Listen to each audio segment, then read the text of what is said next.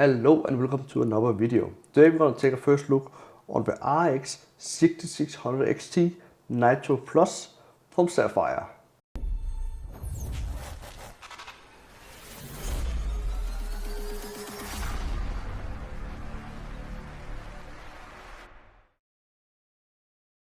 And let's first take a look at the box. Well, it's actually quite small compared to other graphic cards I have been taking a look on recently.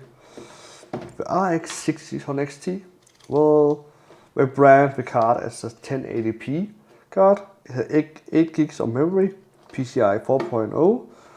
What about the clock speed? It should actually be a lot higher. It's actually 2607 megahertz.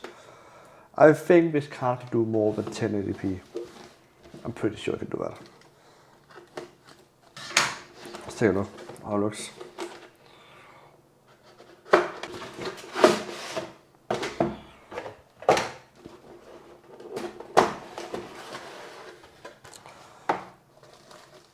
Quick start guide. I'm not gonna use that. What do we have here?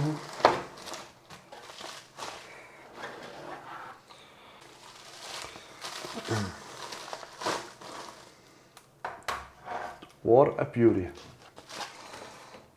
The first look, I really like the design, the silver and black finish. It's looking really good. I think this card has a dual bias switch. It actually has a dual bias switch on a 6600 XT. That's a new one.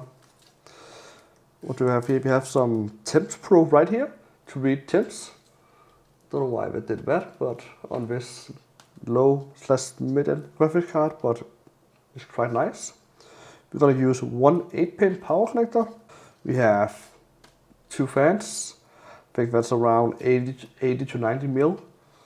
How many heat pipes do we have? We have 2 heat pipes with an aluminum heatsink and a metal backplate. This card looks actually like a decent one, finally, but wait, is that bent? That looked bent, doesn't it? Or is it just me? I don't know if that's on purpose or what, but I will find out. Okay, it actually looks, I don't know if it's a purpose, I think it's actually on purpose. It just looks funny. Well, I would definitely benchmark this card and probably overclock the hell out of it.